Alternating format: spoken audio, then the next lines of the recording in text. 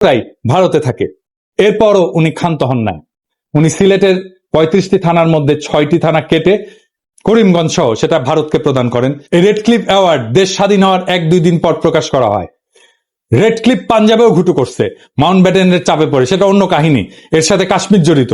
Red cliff রিভারের relevant অংশ আপনি এখানে পাবেন, আমি সবগুলোই ডেসক্রিপশনে দিয়ে দিচ্ছি। 3রা জুন 1947 সালে মাউন্ট ব্যাটেনের পার্টিশন সিদ্ধান্ত প্রকাশিত হওয়ার পর বাংলা প্রদেশের মুসলিম লীগের নেতা সোহরাওয়ার্দী দিল্লিতে কায়েদে আজমের সাথে দেখা করতে যান। সোহরাওয়ার্দী এবং বাংলার মুসলিম লীগ ভেবেছিল পুরো বাংলা প্রদেশ পাকিস্তানে যাবে। পার্টিশনের সিদ্ধান্তে তারা স্বাভাবিকভাবে আপসেট হয়। সোহরাওয়ার্দী এবং আবুল হাসিম মানে বদরুদ্দিন ওমরের বাবা জিন্নার কাছে অনুমতি চায়। যদি জিন্না রাজি থাকে তখন তারা বাংলা কংগ্রেসের নেতাদের সাথে আলোচনা করে 2 পক্ষ মিলে একটা প্রপোজাল দেবে যাতে পুরো বাংলা প্রদেশ এক থেকে ভারত এবং পাকিস্তান থেকে আলাদা হয়ে 3য় একটা দেশ তৈরি করে আসামের সাথে মিলে। জিন্না তার সম্মতি প্রদান করেন। এই প্রস্তাবে বাংলা কংগ্রেসের নেতা শরৎ বসু, সুভাষ বোসের দাদা এবং শর্মিলা বোসের ঠাকুরদা, যিনি এই বইটা লিখছিলেন, ওনারা নিমরাজি থাকলেও কেন্দ্রীয় কংগ্রেসের নেতা নেহেরু এবং সর্দার প্যাটেল যখন জানতে পারে, তারা শরৎ বোসকে বিশাল ঝাড়ি মারে। তাতে শরৎ বোস ওই প্রস্তাব থেকে সরে আসে। এছাড়া বাংলার হিন্দু বাংলার প্রস্তাবের ইতি ঘটে। ইতিহাস এখানে প্রমাণ করে 1947 সালে বাংলা ভাগের জন্য কংগ্রেস এবং হিন্দু মহাসভা দায়ী। স্বাভাবিকভাবেই তারা পুরো বাংলাকে ভারতের অংশ হিসেবে চেয়েছিল। মুসলিম লীগ পুরো বাংলাকে পাকিস্তানের অংশ হিসেবে চেয়েছিল। কিন্তু পার্টিশনের সিদ্ধান্ত শোনার পর মুসলিম লীগ অখণ্ড বাংলা রাখতে রাজি ছিল। যদি বাংলা আসাম মিলে 3য় আর একটা দেশ হয়, কংগ্রেস এবং মহাসভা সেটার চাইতে খণ্ডিত বাংলাকেই ভারতের অংশ হিসেবে প্রেফার করে। তৎকালীন বাংলার মুখ্যমন্ত্রী সোহরাওয়ার্দী শেষে একটা প্রস্তাব দেয় যে অন্তত রাজধানী কলকাতা 6 মাস পর পাক ভারতের যৌথ কন্ট্রোলে থাকুক, যাতে প্রশাসনিক ব্যবস্থা অর্গানাইজ ভাবে ট্রান্সফার করা যায়। সর্দার প্যাটেলের উত্তরে বলেন, নট ইভেন ফর 6 days। কাজেই পশ্চিম বাংলার হিন্দুরা হিন্দুস্তানের থেকে আলাদা হয়ে পূর্ব বাংলার মুসলিমদের সাথে ইউনিয়ন করে থাকবে, আর ভারতও এটা মেনে নিয়ে বিনা যুদ্ধে এত বড় মেদিনী ছেড়ে দেবে। মানে দুর্যোধন বলছিল মহাভারতের, বিনা যুদ্ধে নাহি দেব সূচগ্র মেদিনী, একটা সূচের আগায় যতটুকু ভূমি থাকে ওইটাও যুদ্ধ ছাড়া দেব না। ওটাই ভারতের পলিসি। তাই এটা একটা আকাশ কুসুম কল্পনা। আওয়ামী লীগের নেতাদের এসব ইতিহাস খুব ভালো করে জানার কথা, কারণ তারা মুসলিম লীগের কর্মী ছিল 47 সালে। এরপর এইসব 6 দফা প্রণেতারা মানুষকে মূলা দেখাইছে যে তারা পশ্চিম বাংলার সাথে ইউনিয়ন করবে। এটা ছিল আওয়ামী লীগের একটা ভয়ঙ্কর প্রতারণা। 1971 সালের 7 দফা চুক্তির ইতিহাস নতুন প্রজন্ম ইতিমধ্যে জেনে ফেলছে। সর্বশেষে এই পোস্টারের প্রণেতা অর্থনীতিবিদ নুরুল ইসলাম যে কত স্থূল একজন ব্যক্তি ছিল তার একটা সামান্য উদাহরণ দেই। 2016 সালে বাংলাদেশ প্রতিদিন পত্রিকায় পোস্টারটার শিল্পী হাশেম খান একটা প্রবন্ধ লেখেন। সেখানে উনি পোস্টার তৈরির ইতিহাস বর্ণনা করেন। সেই প্রবন্ধের একটা অংশ হচ্ছে, কিছুক্ষণের মধ্যে নুরুল ইসলাম ফিরে এসে বললেন, কিছু একটা দাঁড় করাতে পারলেন? আজকে আর বিদ্যুৎ আসবে না। পাকি সরকার পূর্ব পাকিস্তানের অন্ধকারে রাইখা পাকিস্তানের আলোতে ভাসাইয়া দিচ্ছে। সারা রাত শহর বন্দর অলিগলি এমনকি গ্রাম পর্যন্ত বিদ্যুতের বাতি আলো দিতেছে। সামনের ইলেকশনে পশ্চিমাদের গদি থেকে নামাইয়া আওয়ামী লীগরে বসাইতে হবে। নুরুল ইসলাম দাবি করতেছেন পূর্ব পাকিস্তানের লোডশেডিং এর জন্য পশ্চিম পাকিস্তান দায়ী। তারা এখন এখানে বিদ্যুৎ বন্ধ করে নিজেদের এলাকায় বিদ্যুৎ সরবরাহ করতেছিল। কি অদ্ভুত দাবি আর মনস্তত্ত্ব। পূর্ব আর পশ্চিম পাকিস্তানের মধ্যে 1000 মাইল দূরত্ব, মাঝখানে শত্রু দেশ ভারত আর সমুদ্র, 2 অংশে বিদ্যুতের 2টা গ্রিড। এক গ্রিড থেকে আরেক গ্রিডে পাওয়ার ট্রান্সফার করা অসম্ভব একটা ঘটনা। এক গ্রিডে সারপ্লাস বিদ্যুৎ থাকলেও আর এক গ্রিডের সাথে ট্রান্সফার করার কোনো উপায় নাই। কাজে পূর্ব পাকিস্তানের বিদ্যুৎ বন্ধ কইরা পশ্চিম পাকিস্তানকে আলোর বন্যায় ভাসিয়ে দেওয়ার মতো নিতান্ত শিশুসুলভ দাবি খুবই হাস্যকর। সে নাকি বাংলাদেশের প্রধান অর্থনীতিবিদ ছিল, সে বাংলাদেশের পরিকল্পনা কমিশনের প্রধান ছিল স্বাধীনতার পরে। এই মক্কেল আবার নাকি হার্ভার্ডের গ্র্যাজুয়েট। হ্যাঁ, আরেকজন মুখ্য চরিত্র যে 6 দফার খসড়া করার ব্যাপারে অন্যতম মুখ্য ভূমিকা রাখছিল, তার নাম রুহুল কুদ্দুস, একজন সিএসপি আমলা।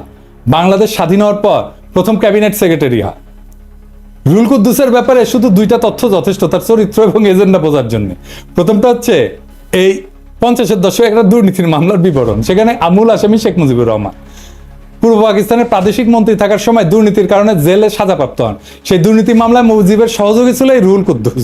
তার পুরস্কার দিছে, যেহেতু মামলা ফাঁসিছে তার পুরস্কার দিছে সেক্রেটারি বানায়। আর একটা মামলা হচ্ছে আগরতলা ষড়যন্ত্র মামলা, যেখানে আসামিরা ভারতের প্রত্যক্ষ সাহায্যে পূর্ব পাকিস্তানে বিদ্রোহ সংগঠিত করে বিচ্ছিন্ন হওয়ার পরিকল্পনা করে। সেই মামলার অন্যতম প্রধান আসামি ছিল এই রুহুল কুদ্দুস। আগরতলা মামলার বয়ানে প্রথমে মিথ্যা মামলা বলে প্রচার করা হয়েছিল আমাদের ছোটবেলায় পাঠ্যপুস্তকে। এই মামলাকে মিথ্যা মামলা হিসেবে দেখানো হয়েছিল, কিন্তু 2011 সালে মামলার অন্যতম আসামি কর্নেল শওকত আলী আওয়ামী লীগের ডেপুটি স্পিকার ছিল, গর্বের সাথে একটা বই লেখে, সত্য মামলা আগরতলা।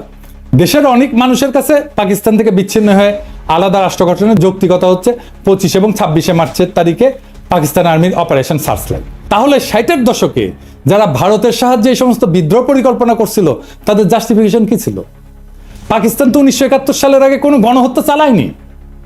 যদি বলে অর্থনৈতিক বৈষম্য, সেই বেলুন আমরা একটু পরে ফুটা করে দেখা দিচ্ছি।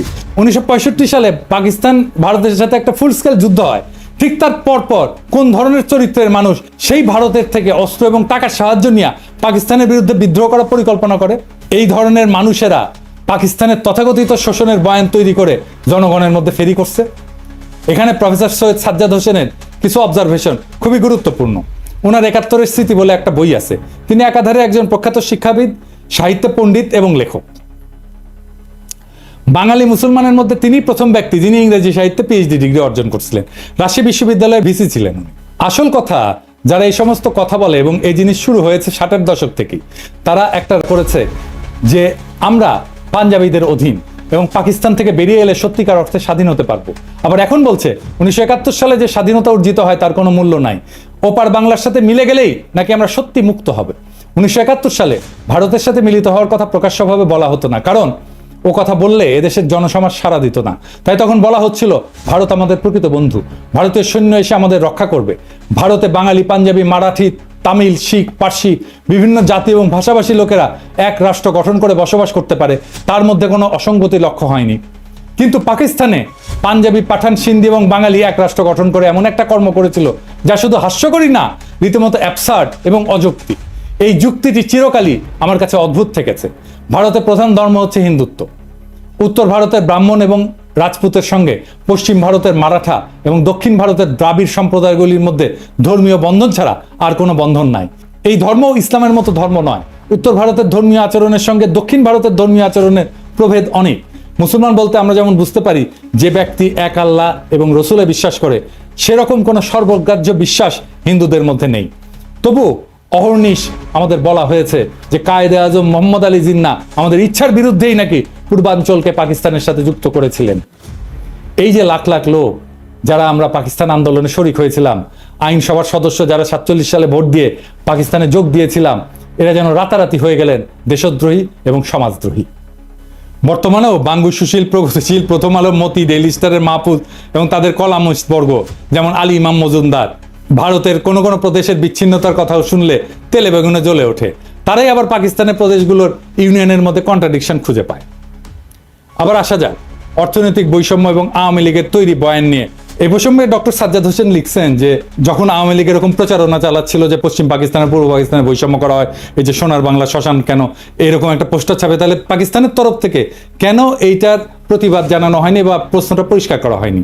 এর উত্তর দিছিল পশ্চিম পাকিস্তানের একজন আমলা যে এটা আমরা তৈরি করছিলাম, কিন্তু এইটা আমরা প্রকাশ করতে গেলে একজন বাঙালি অফিসার বলছিল এটা দিলে পূর্ব পাকিস্তানের লোকেরা আরো বিলা হয়ে যাবে, সেই জন্যে তাই নাকি এটা করতে দেওয়া হয়নি, বাধা দিছিল।